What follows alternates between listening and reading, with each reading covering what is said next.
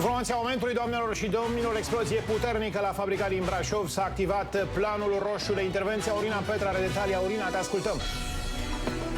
Da, planul roșu de intervenție a fost activat cu puțin timp în urmă în municipiul Brașov după o explozie urmată de un incendiu la o fabrică de produse din lemn.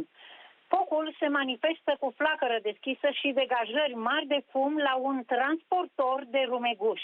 La fața locului este o adevărată desfășurare de forțe, mai multe autospeciale au fost mobilizate pentru intervenție. De asemenea, acolo au fost trimise și 2 echipaje SMURD, o unitate de terapie intensivă mobilă și 2 ambulanțe ale Serviciului de Ambulanță Județean Brașov.